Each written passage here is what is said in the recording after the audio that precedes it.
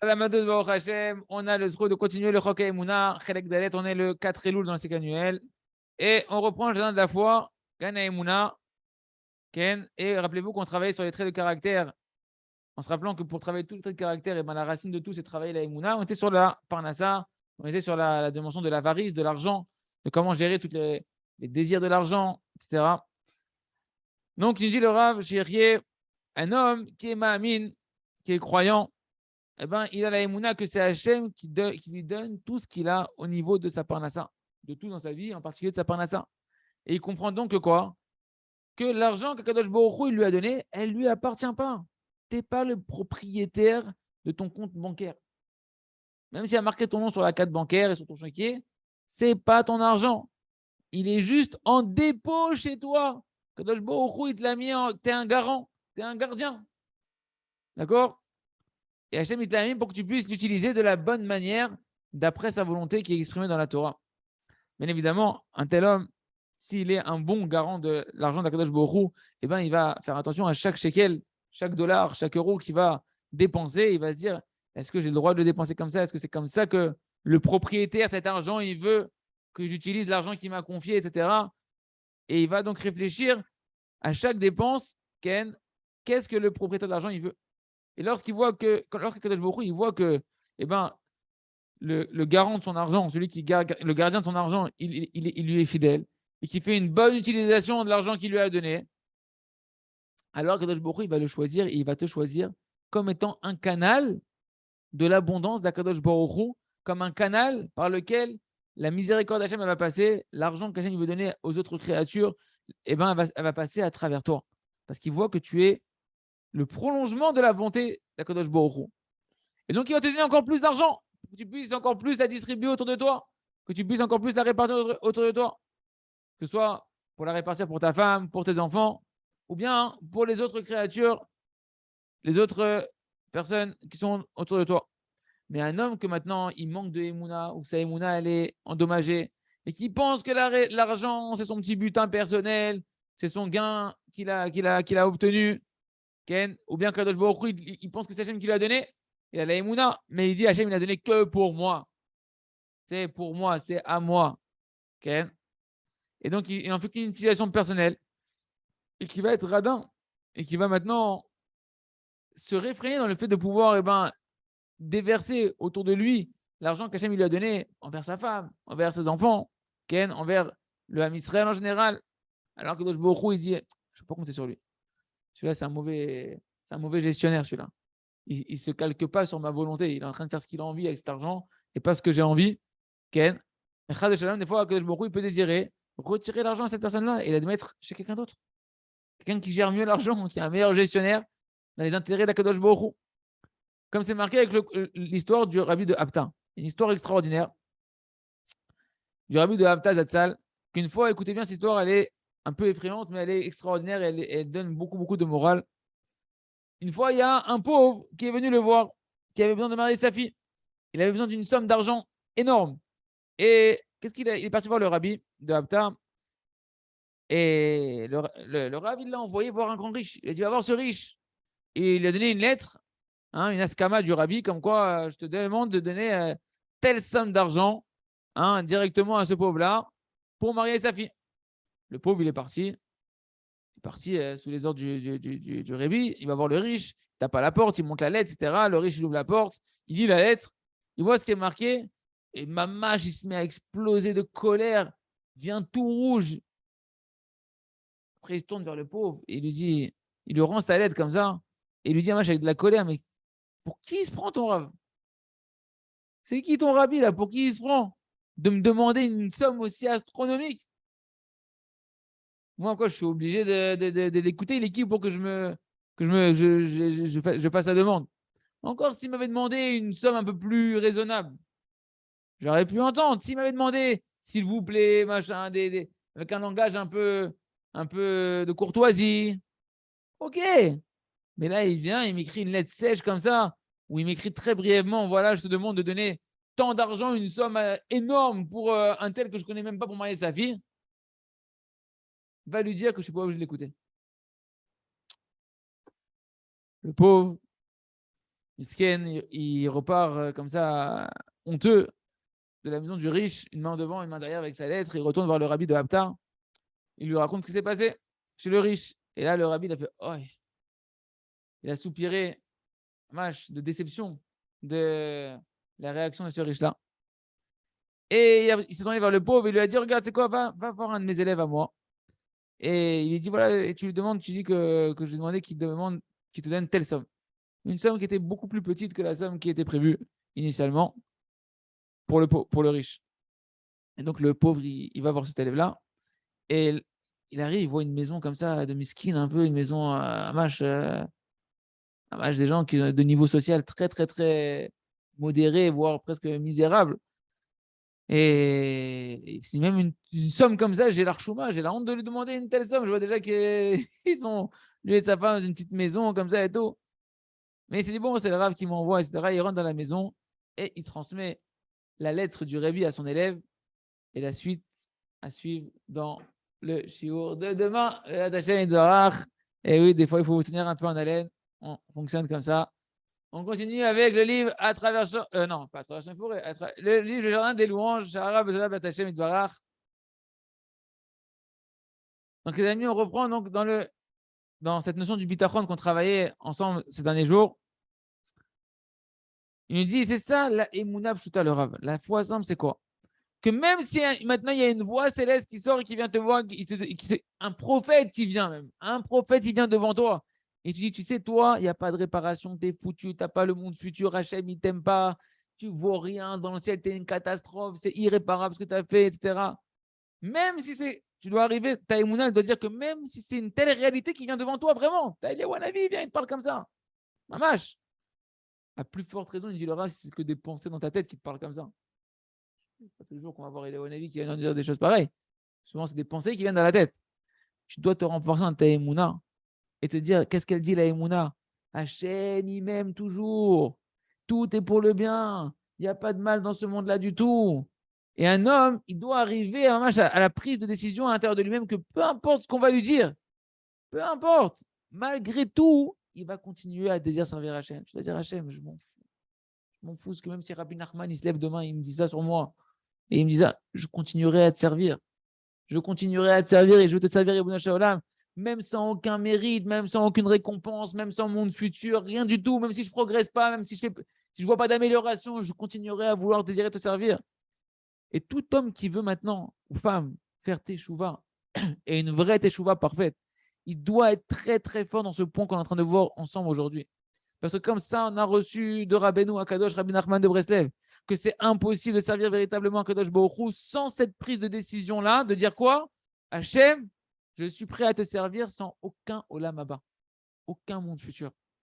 Même si je dois rentrer en enfer pour mon service divin, je m'en fous, je suis prêt à te servir Hachem. Je veux te servir. Même si je ne vais rien recevoir dans ce monde-là, je veux te servir Hachem. On doit arriver à cette prise de décision-là.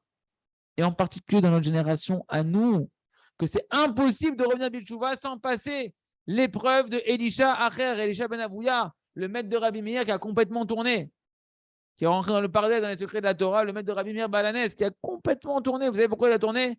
Parce qu'il a entendu une voix céleste. On ne sait pas comment on réagirait si on entend une voix céleste qui vient, et que ce n'est pas juste un cauchemar ou un truc, c'est une vraie voix céleste, que tu sais que c'est une voix céleste qui vient, qu'il a entendu. Revenez, enfants rebelles, sauf Acher. Toi, Acher, toi, Elisha Ben Avouya, il n'y a pas de tchouva pourtant. Tu ne peux pas revenir. Il a entendu ça, qu'il n'y a pas de monde futur pour lui, qu'on n'accepte pas cette tchouva. Il a dit, ok, alors autant que je prenne ce monde-là. Et il s'est laissé complètement aller à la décadence la pire qui existe. Parce qu'il s'est désespéré. Il s'est désespéré de la Gdusha. Et donc, il s'est écarté du chemin de la Gdusha. Et c'est quoi son épreuve que nous, on traverse dans notre génération à tous?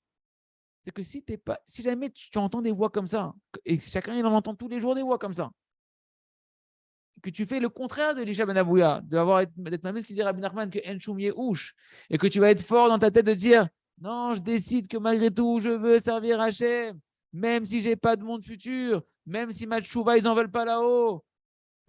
Eh bien, sache que Acher, ils auraient accepté cette tchouva. Elisha Ben Avouya, malgré la voix céleste, on aurait accepté cette tchouva. Et c'est comme ça pour toi. C'est comme ça pour toi. C'est pourquoi tu dois marquer sur une feuille que tu mets dans ton portefeuille, dans ta poche, partout dans tes filines, partout dans ta kippa, tu les mets en dessous dans ta kippa. Quand tu vas enlever la kippa, tu dis oh purée. Tu dis je vais ce qu'il y a marqué, tu dis oh, je la remets. D'accord? Qu'est-ce que tu dois te dire? Tu dois marquer mamache en gros et en rouge, tu mets du stabilo, que même si Eliaou Hanavi vient, même s'il y a un ange qui vient et qui me dit il n'y a pas de réparation pour ce que tu as fait, c'est foutu, etc. Je te dis non, Anima Amin, que Hachem il m'aime, qu'Hachem il veut m'aider constamment, et qu'Hachem il a de la souffrance de ma souffrance, qu'Hachem il souffre de ma peine, qu'Hachem il veut ma réussite plus que je veux ma réussite. Et dès qu'il y a des mauvaises pensées qui viennent pour te déprimer, tu sors ta kippa, hop, tu regardes, tu dis hop, et tu te rappelles de ces pensées-là. Et tu te rappelles, c'est quoi la véritable vérité d'Akadosh Baruch Hu? C'est quoi le véritable visage d'Akadosh Baruch Hu? Et le rabbi de Slonim, bon, Hachem, on a vu beaucoup de commentaires du rabbi de Slonim qui nous renforcent beaucoup sur cette dimension d'être heureux de sa part. Il nous dit qu'un juif qui est heureux pleinement de sa part, c'est quoi pleinement de sa part? Il est heureux de ses montées, de ses descentes, de ses réussites, de ses échecs matériels, spirituels. De comment Hachem il se comporte avec lui dans sa vie, dans tous les détails, il est heureux parce qu'il est ma'amin be'emunah shlema, que tout ce qu'Hachem il fait, c'est pour son bien. Eh bien, c'est exactement comme on a écrit dans plusieurs endroits, que c'est quoi la part, ça c'est ce qu'écrit l'Admor de Solim, c'est comme ça qu'il définit d'être sa mère Bechelko, être heureux de sa part, être heureux de tout ce qui t'arrive, comment Hachem il se comporte avec toi. Ça, on l'a expliqué dans plein d'endroits, il dit le Rav, que sa part, c'est quoi sa part? Réjouis-toi, mamage, de tout. C'est quoi tout? C'est même tes descentes, même tes difficultés, même ce qui ne va pas dans ta vie, etc., etc. C'est ce qu'on appelle en réalité la Anagat Aboré. Comment Hachem il se comporte avec toi? Hachem il se comporte des fois souriant, des fois il se comporte avec un visage moins sympathique, des fois il te met un petit coup de bâton pour te remettre sur le droit chemin. Accepte avec joie le comportement qu'Hachem il a envers toi. Ça s'appelle être sa mère Bechelko, être heureux de sa part, de toute sa part. Et celui qui est heureux de sa part,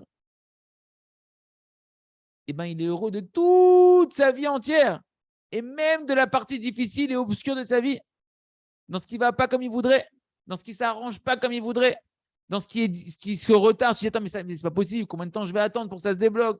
Tismar, Kacha, Jamrotse, Tismar. Ça s'appelle être heureux véritablement de la conduite divine qui s'exerce avec moi. Et sur ça, il écrit l'Admour de Slonim, le rabbi de Slonim, Sroto Yagadanu, son mérite nous protège, que ce trait de caractère-là, d'un juif qui est heureux de sa part et qui accepte comment Hachem se comporte avec lui dans sa vie dans les moindres détails, c'est la mida, le trait de caractère le plus élevé et le plus merveilleux qu'il y a dans tous les traits de caractère d'un homme qui peut maintenant influencer positivement le cœur de l'homme plus que tous les bons autres traits de caractère.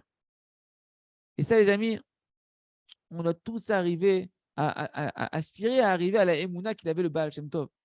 Qu'est-ce qu'il a dit le Baal Shem Tov? Il a dit Shiviti Hashem, l'Eneditamine, vous savez ce qu'on dit dans l'Alacha, première Alacha du Shulchan Aruch. J'ai mis Hashem constamment devant moi tout le temps. De voir Hashem, que partout il y a Hashem, je pense que partout il y a Hashem, ouais. Il a dit Shiviti, j'ai placé, ça vient du mot, mais la chaîne Ishtavut. C'est quoi Ishtavut? Ishtavut, ça vient de Shavé. Shavé, c'est égal. Shiviti Hashem. Hashem, c'est la miséricorde d'Hashem. Partout dans ce que je vois dans ma vie, n'importe quoi qui se passe dans ma vie, je mets égal la miséricorde d'Hachem, Hachem il m'aime. Putain, c'est pas possible. C'est. Tout ce qui se passe. Égal Hachem. C'est Hachem qui dirige ce monde-là. J'ai mis Hachem. Tamid. Tamid, c'est quoi Tamid? Toujours dans le bien, dans le mal, dans les montées, dans les descentes, dans les moments sympathiques, dans les moments moins sympathiques. J'ai mis la miséricorde d'Akadosh Baruch Hu, l'amour d'Akadosh Baruch Hu. Qu'on me fasse des louanges devant moi ou que ce soit une personne que je suis en train de mépriser. Quand je suis dans tout ce qui se passe, dans chaque chose, tout est égal pour moi. Partout, je vois Hachem. Pourquoi? Parce qu'Hachem, il est constamment devant moi. Enon milvado, il y a un homme Akadosh Baruch Hu. Et en ça, une personne, quand elle apprend à faire ça, elle annule complètement son Yetzer Hara. Il est en train de détruire tout le Yetzer Hara. Parce que tout ce qui se passe en réalité, Ken, il sait, mais ça vient d'Hachem. Et si au Akadosh Baruch Hu, Hachem, il a voulu que ça se passe comme ça, alors moi aussi, j'accepte avec joie que ça se passe comme ça. Ken, tout celui qui a une telle émouna, les amis, eh bien pour lui, il n'y a plus de différence. Tout est chavé pour lui. Tout est égal pour lui. Quand on dit ça m'est égal, dans le bon sens du terme. Ça m'est égal parce que je sais que tout ça vient de l'amour d'Akadosh Baruch Hu et je peux être heureux, être Besimcha, Tamid, Be'at Hashem, Idbarach. On continue avec le livre à travers champs et forêts pour que nous, nos femmes, nos enfants, tout l'homme Israël en fasse tous les jours une heure de Hidbo des doutes. Rappelez-vous qu'on était en train de parler de ce qui permet à un homme d'avoir accès à la prière véritablement et de faire des miracles avec la prière, qui était la débauche, de sortir de la débauche, de réparer son alliance. C'est un match, le Rav nous dit la débauche, quelque chose qui va à l'encontre, un match à l'opposé de tout le judaïsme.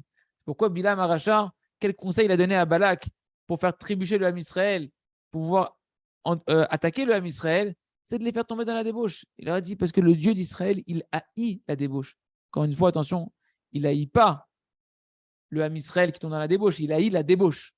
Parce que la débauche, elle t'empêche de connaître Hachem, elle t'empêche de sentir combien Hachem t'aime. L'essentiel du judaïsme, c'est la volonté de s'attacher à Kadosh Baruch Hu. Et cette volonté qu'on va avoir, elle est facteur de combien tu répares ton alliance.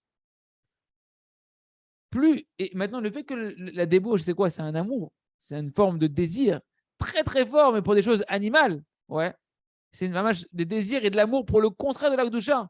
Donc, quand une personne elle tombe dans la débauche, il perd en réalité tout l'amour qu'il aurait, tous les kissoufim, les désirs qu'il a pour Hachem, ils s'envolent.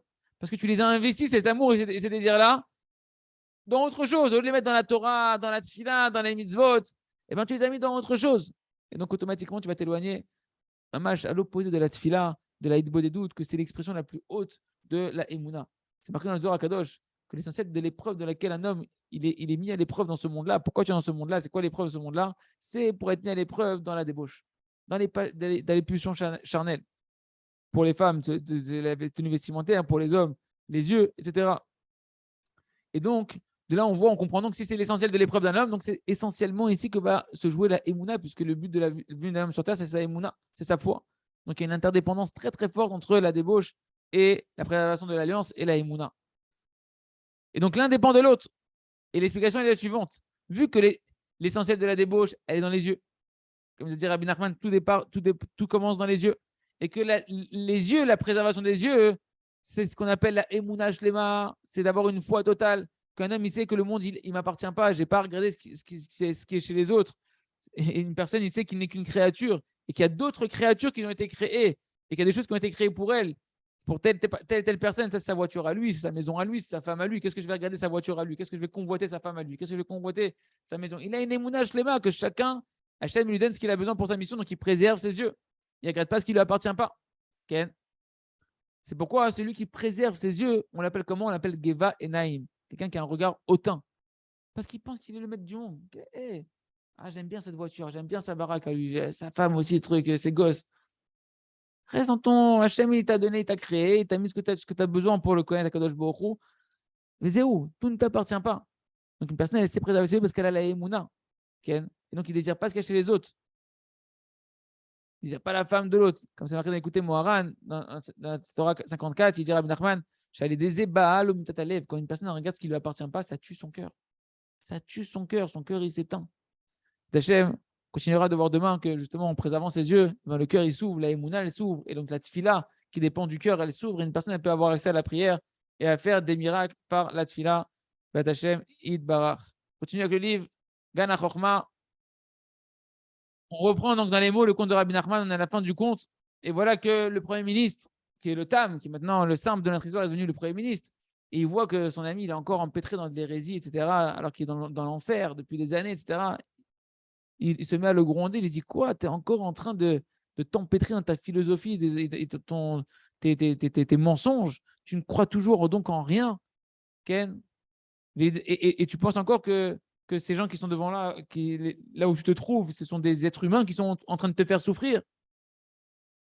Et regarde en réalité, le Baal Shem, le tzaddik sur qui tu as parlé, Ken, que tu ne croyais pas en lui. Regarde, c'est lui qui vient ici, là où tu es, où personne ne peut venir te sortir, et il s'apprête à te sortir de là. Et il va te montrer c'est quoi la vérité. Et tout de suite, le Tam, le ministre, il a demandé au Baal Shem, au Tzadik, qu'il le sort de l'enfer où il était et qu'il lui montre qu'en réalité, ce n'est pas des gens qui le font souffrir, mais que ce sont des démons. Ce sont des forces du mal qui sont en train de le faire souffrir et de le punir en réalité de ses erreurs. Et voilà que le Tzadik, le Baal Shem, il a fait ce qu'il a fait. Et d'un coup, tac, ils se sont retrouvés sur la terre sèche et il n'y avait plus tout de. Ils n'étaient plus dans cette espèce de boue mouvante dans laquelle ils étaient empêtrés, qu'ils n'arrivaient plus à bouger.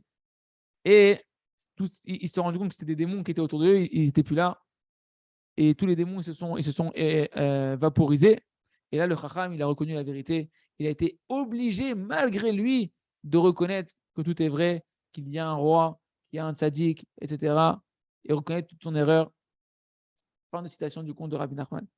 Qu'est-ce qui fait que d'un coup, maintenant, le Chacham, enfin, il reconnaît la vérité, alors que durant toute l'histoire, il n'a jamais reconnu la vérité. Hein? Déjà avant, il a vu des choses qui étaient surnaturelles. Il a déjà vu des choses surnaturelles au préalable, que d'un coup, on l'a emmené là où il s'est retrouvé dans l'enfer et qu'il a été téléporté dans de la boue, il ne sait pas comment, etc. Qu'est-ce qui s'est passé? Simplement, aujourd'hui, maintenant, le Chacham, il voit la force du Baal Shem, il voit la force du Tzaddik, dans lequel il a renié, jusqu'à présent, il a renié toute la grandeur du Tzaddik. Et il voit que le Tzaddik, il a annulé ses souffrances. Il voit que le Baal Shem, ça y est, il le sort de l'enfer. Il est obligé, il n'a plus le choix maintenant que de reconnaître la vérité. Et ça, c'est tout ce qu'on a expliqué, le lien de la Emouna dans le Tzaddik et dans les Tzaddikim, qu'on a mentionné dans le livre plus haut. Que lorsqu'on voit la force des miracles et des prodiges qui font les Tzaddikim, et on est obligé après de reconnaître la vérité qu'il y a un créateur dans le monde. Une autre raison, c'est que maintenant qu'il a tellement souffert Ken, et qui pensait au début que c'est des gens qui le faisaient souffrir gratuitement, et d'un coup, il voit que, tac, ils disparaissent, ils ne sont plus là, il n'y a plus rien. Il est obligé de prendre conscience que non, il y a un Sachar et il y a un Onesh, il y a une récompense, il y a une punition, il n'y a pas de on te fait souffrir pour rien, tu es un pauvre martyr qu'on est en train de martyriser, ma pitom. Tu vois que d'un coup, le Baal Shem, il est fait disparaître, donc tu vois bien que ce n'est pas des êtres humains, qu'ils ont un libre arbitre, que tu es là et que en fait, tout ça, c'est le fruit d'un système de récompense et punition, que tu es en train de, juste en train de décoper ta peine, de nettoyer toutes les bêtises que tu as fait. Et ça, tu reniais ça, il a renié ça toute sa vie, le Raham. Autre explication, c'est qu'en réalité, toutes les souffrances qu'il a vécues durant toutes ces années dans l'enfer, eh ben, au final, eh ben, ça a permis de le nettoyer. Ça a permis de les nettoyer de son hérésie. Les souffrances d'un homme, eh ben, elles le font nettoyer ses fautes. Mais la différence, c'est qu'en enfer, tu n'as pas le choix. Tu souffres malgré toi et on te nettoie, c'est la machine à laver. D'accord? C'est la machine à laver. Et il sait que maintenant, si l'ami ne reconnaît toujours pas la vérité, il va devoir retourner encore souffrir. Et pas la cas. Ça fait 10 ans, le bonhomme, il souffre et tout, il n'en veut plus, il n'en peut plus. Ça y est, tu m'as enlevé les souffrances, je ne veux plus retourner, je reconnais la vérité, c'est fini. Il a compris la leçon. Et donc, il est obligé de croire maintenant. De là, on voit la grandeur qu'on doit avoir dans Ken Malat Ayera, le danger et comment on doit avoir de la peur de Chad Shalom, d'être dans l'hérésie et de tomber dans l'hérésie des tzadikim, etc. Autre explication, c'est que le Raham, il n'avait aucun mérite pour sortir de l'enfer. Il n'avait pas de mérite pour sortir de là-bas où il était. Et c'est que par le mérite du tzaddik qui a cette force, le tzaddik, de pouvoir maintenant sortir de l'enfer, celui qui veut sortir de l'enfer. Ken, quand il a vu ça, alors ça lui a donné maintenant la possibilité de pouvoir avoir foi dans le tzaddik et donc de sortir du Gehinnom. On reprend les mots de Rabbi Nachman, de Rabbi Nathan. À la fin du compte, c'est marqué comme ça. Sur ce compte-là, c'est marqué la Torah de l'écouter Moharan. On peut faire une juxtaposition avec la Torah qui est dans le Tignana de l'écouter Moharan, la Torah 19, qui parle là-bas des sagesses et de l'intégrité d'un homme. Et il dit là-bas, Rabbi Nachman, que l'essentiel de la perfection du service divin, c'est simplement de se comporter avec simplicité et intégrité. Et c'est ça le sujet de Amalek. Amalek, qui a été très intelligent, qui apprenait la philosophie, qui a renié complètement Kadosh Baruch Hu. Il dit, regarde, qui est marqué dans le verset de Michel, dans Shlomo Ameler, chapitre 24, Sheva, Ipol, Tzadik, Vekam. 7 fois, le Tzadik qui tombe et il se relève. C'est quoi les lettres finales de Sheva, Ipol, Tzadik, Vekam? Les lettres finales, Aïn, Lamed, Kouf, Mem, ça fait Amalek. C'est ça, Amalek. Que tout, en réalité, toutes les chutes d'un homme, elles proviennent, cette fois il tombe et il se relève, elles proviennent de Amalek. C'est quoi Amalek? Toutes les pensées d'hérésie, les pensées de doute qui va te mettre à l'intérieur de toi, etc. C'est ça qui te fait tomber sans cesse et que tu te relèves et tu retombes parce que tu laisses passer Amalek, ces pensées d'hérésie rentrer à l'intérieur de toi. Et tu veux détruire Amalek? Relève-toi. Relève-toi. Même si cette fois tu vas tomber, tu te relèves, tu vas détruire au final Amalek. Ken. Et c'est ça qu'on a vu justement, même pour Agag qui était de la descendance de Amalek, que bien que maintenant il a vu, regarde, il est là, il s'est fait attraper, son peuple il est décimé, et Shmuel il vient pour le tuer. Ken, Shmuel il vient avec Shaoul pour le tuer. Il n'a toujours pas accepté de reconnaître la vérité, il voulait toujours pas croire en Hachem, croire dans son erreur, comme c'est marqué dans Shmuel, dans le Sefer Shmuel, Vayalech Agag Ma'adanot V'Tziagem Yonatan. Targum Yonatan il commence ce verset-là, il dit quoi? Mais Fanka, Kadain Lo Emin Bemapalto, jusqu'à un dernier instant, Agag, le descendant d'Amalek, il ne voulait pas croire en sa chute. Il ne voulait pas reconnaître la vérité. Jusqu'à ce qu'il a dit Mamash, que ça, l'épée, elle passe là, et c'est fini. Dernier instant, il a dit ouais, ça, la mort, elle est amère. Parce que jusqu'à la dernière seconde, il n'a pas voulu y croire. Il n'a pas voulu renier. Et c'est ça le danger de l'hérésie, c'est qu'elle t'amène jusqu'à la dernière seconde de vouloir renier. Et c'est ça qui est extraordinaire, on termine avec cette phrase-là. Il dit, Rabbi Nachman, et si la tfila, elle n'est pas comme il faut, et c'est quoi la tfila? La tfila, en fait, c'est le symbole de tout le service d'Hachem. Si ton service d'Hachem, il n'est pas comme il faut. Et qu'il est, et ben sache qu'en fait, c'est quoi? C'est une chaussure triangulaire. C'est la fameuse chaussure que le Tam, il prenait cette chaussure que quand il faisait tous ses efforts pour faire sa chaussure et qu'il faisait du mieux qu'il pouvait et qu'elle sortait toute tordue, il la prenait, il dansait avec, il disait elle est belle ma chaussure, elle est merveilleuse cette chaussure, elle est sucrée cette chaussure. Il dit Rabbi Nachman comprend le message que même si au niveau spirituel, tu vois, tu dis ah, j'ai fait une fille pourrie aujourd'hui, etc. Prends-la, danse avec, chante avec. Zema Sechelcha, Hachem t'a donné la possibilité de le servir comme ça aujourd'hui. Il dit merci à Kadosh Baruch Hu. Il nous dit, et regarde encore à la fin du livre d'autres explications et tu trouveras des explications extraordinaires. On a fini le conte de Rabbi Nachman, on n'a pas fini le commentaire du Rav Arush, on verra la suite de Tachem dans les prochains shiurim. On continue avec les faire Orchadash al Tzion Ta'ir Veniske Kulano Bimera Leoro. Les amis, on va voir maintenant, pour qu'on a travaillé sur la volonté, etc., en particulier la volonté à la fin du livre, de se casser le désir du sommeil, hein, les résidus du sommeil. Bon, on va voir comment prier, on va voir des exemples de prière. Parce qu'Hachem, il veut essentiellement quoi? Que l'on prie, comme on l'a dit. Il ne veut pas qu'on change par nos propres forces, il veut qu'on change avec sa force à lui. C'est en priant qu'on va attirer la force d'Akadosh Baruch Hu. Donc maintenant que tu as compris que Akadosh Baruch Hu, il veut que tu fixes tous les jours un moment considérable pour prier, on va amener ici quelques points de prière qu'on va résumer dans la fin de ce chapitre-là, qui vont aider chacun d'entre nous à apprendre à prier tous les jours sur le sujet, entre autres, du sommeil. Et donc, on a partagé le Rav nous dit cette filote-là en différentes filotes pour qu'un homme il ait un moment où il va pouvoir travailler sa volonté, avoir des prières qui sont spécifiques, concentrées, mamash, sur le sujet, qu'il va pouvoir dire avant de dormir, afin de dormir de la bonne manière.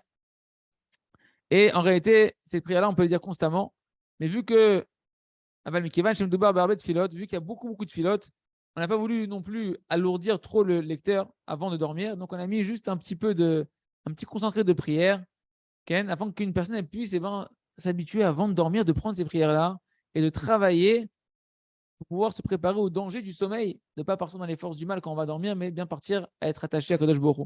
Alors oui, c'est très important de préciser que ces prières-là, on peut les prendre pour justement travailler sa volonté,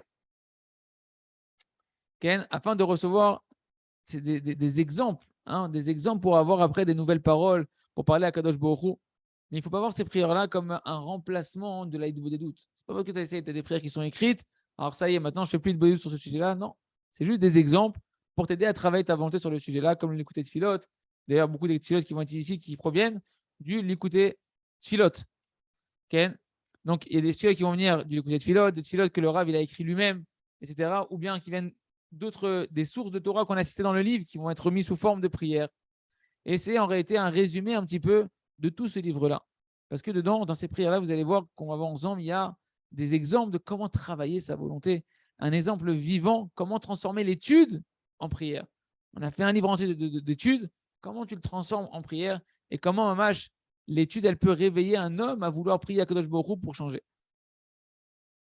Et le Rav me dit, mamash, dans les prières qu'on va voir ici avant de dormir, il y a un exemple vivant de tout le chapitre qu'on a vu ensemble, qui est le chapitre Or Hadash, où là-bas on a appris que l'homme il doit insister dans sa prière de mamash de prier, comme il a dit Rabbi Nachman, comme si que tu es sur une muraille, que tu vas tomber et que tu es entre la vie et la mort et de créer toutes tes forces. Et bien dans ces prières-là, vous allez voir que mamash, on va sentir cette dimension qu'on doit prier de toutes ses forces, comme si ma vie elle en dépendait.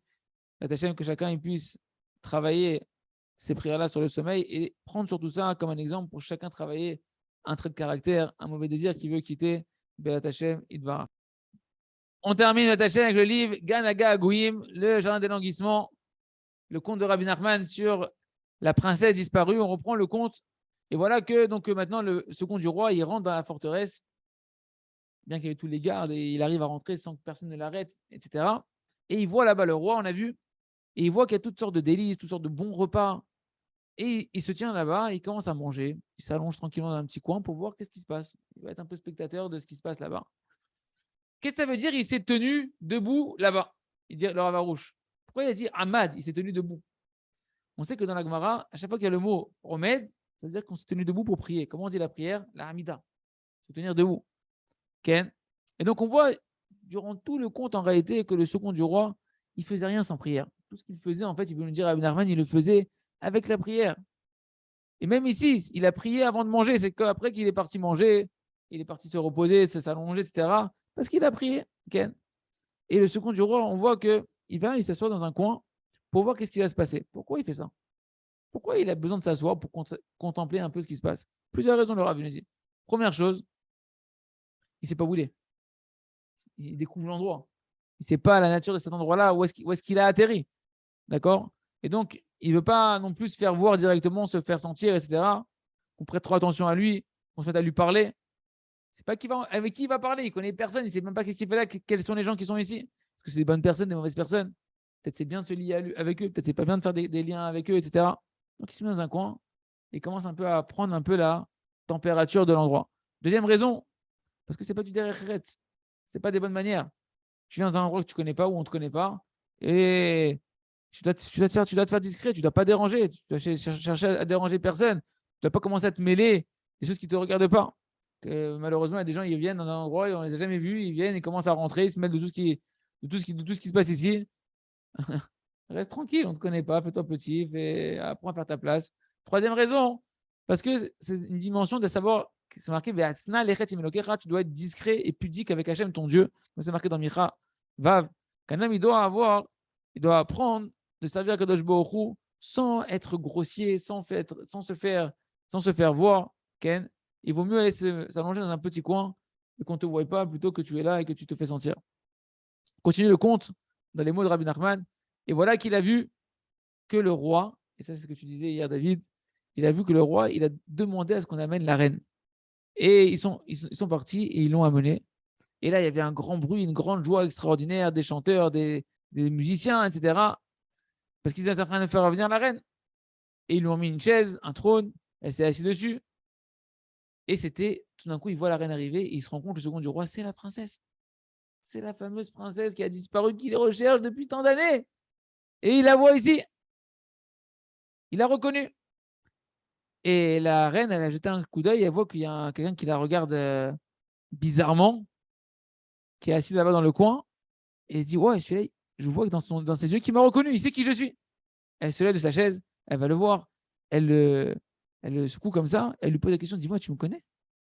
Et il lui répond, oui, je te connais, tu es la princesse qui a disparu du royaume. Elle lui a dit, comment t'es arrivé là? Il lui a dit, c'est ton père qui m'a envoyé. Non, lui, il lui a dit, Michael a dit, comment toi t'es arrivé là? Comment toi, la princesse, t'es arrivée dans ce palais ici? Il dit, c'est mon père. Lorsque mon père, le roi, il a jeté de sa bouche que le mal m'emporte, sache que ici, c'est l'endroit du mal. Ah, là, ici, c'est le Lotov. C'est l'endroit du mal. Il se trouve qu'en fait, la princesse, donc tu vois, elle se trouve dans l'endroit du mal. C'est l'endroit de la Sitra Hara. C'est l'endroit des forces du mal. Taïmouna, elle est perdue dans des forces du mal. Et il se trouve donc que, même dans l'endroit de la Sitra Hara, des forces du mal, il y a un roi. Parce que là-bas, il y a le roi. Donc il y a un roi. Oui, c'est qui le roi là-bas? C'est le Yetzirah, le vieux roi sot, que la Gemara, elle appelle le Yetzirah un vieux roi sot. Et lui aussi, il a des palais, et il a des serviteurs, et il a toute une cour, etc. Parce que l'un en face de l'autre, Hachem, il a fait le bien et le mal. Et même le vieux roi idiot, il sait que l'essentiel, c'est la Emouna. Qu'est-ce qu'il a capturé? La Emouna, la princesse disparue. Il veut capturer la Neshama des Juifs. Il veut capturer la Emouna des Juifs. C'est pourquoi il a pris chez lui la princesse, qui est la Emouna. Et c'est ça la guerre de la Sitra Achara avec les forces du mal, les amis. Elle mène une guerre, la Sitra Achara, les forces du mal, pour prendre un homme, sa princesse, qui est disparue aujourd'hui. C'est quoi? C'est sa Emouna. Sois ce que tu veux, mais n'est pas d'Emouna. Travaille pas la Emouna. La Emouna dit c'est bon, ça va, j'ai la Emouna. Ah, ta Emouna, elle est en train de dormir, elle est chez le vieux roi idiot. Okay? Et nous, on doit être le second du roi, qu'on doit partir à sa recherche et on doit la délivrer. On doit être vaillant pour aller la chercher. Et on continue le conte. Et il lui a posé la question. Il lui a dit, mais dis-moi comment t'es arrivé là, Ken? On l'a déjà dit ça, non? Ouais. Ouais. Il lui a dit, c'est que mon père, il a ajouté cette parole. Et ici, c'est l'endroit du Lotov. De là, qu'est-ce qu'on apprend? Il dit le Rav. On apprend combien un homme, il doit faire attention à ce qu'il parle avec sa bouche. Parce que le roi, il a dit que le mal, il l'apprenne. Elle a atterri véritablement dans l'endroit du mal. C'est-à-dire quoi? Tu dois apprendre qu'est-ce que tu dis, comment tu parles à tes enfants, comment tu parles à ta femme, comment tu parles avec les gens qui sont autour de toi. Ta parole, elle est créatrice. Dans le bien et Chadé Shalom dans le mal. Dis des bonnes paroles, mais les mauvaises paroles ne laissent pas sortir. Tu ne sais pas qu'est-ce que ça peut engendrer une mauvaise parole, où est-ce que ça peut conduire une personne, et où ça peut quelle va être la conséquence de cette parole-là. Après, il dit que même pour rigoler, il ne faut pas dire des paroles d'hérésie. Même pour rigoler, il ne faut pas dire des paroles de débauche. des bêtises, il ne faut pas les sortir de la bouche. Jamais, jamais, jamais. Et tzadikim, ils cherchent à toujours parler positivement. Même quand ils veulent dire du mal, ils vont le dire d'une manière positive. Parce qu'ils ne veulent pas que le mal sorte de leur bouche, parce que le mal, il a la bouche, elle est créatrice, Dieu l'a créée par la parole.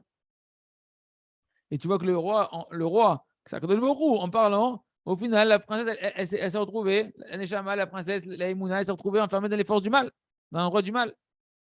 Parce que, et quand on parle des mauvaises paroles, c'est pas juste du mal, de genre, c'est quoi les mauvaises paroles? Qu'est-ce que c'est des mauvaises paroles? Le roi me dit en réalité, les mauvaises paroles, ça comprend tout ce qui est pas bon. Tout ce qu'un homme de pas bon il peut sortir de sa bouche. Par exemple, des mauvaises nouvelles. Ken, mec qui fait des fausses prophéties, des mauvaises prophéties, des prophéties de mauvais augure, genre il va se passer ça, etc. Arrête de dire des mauvaises choses. Prévois des bonnes choses, imagine des bonnes choses. Ken, il va se passer ça, j'entends des informations. Oublie, pense du bien, parle du bien. À plus forte raison de ne pas dire des grossièretés, de ne pas dire des malédictions sur des gens, etc. Que ça, c'est des choses qui sont un match terrible, terrible, terrible. Il reste que Kadosh Baruch Hu nous aide à préserver notre parole, à dire que des paroles positives à Hachem, et à savoir qu'avec la parole, on peut construire que du bien autour de nous. On veut construire que du bien.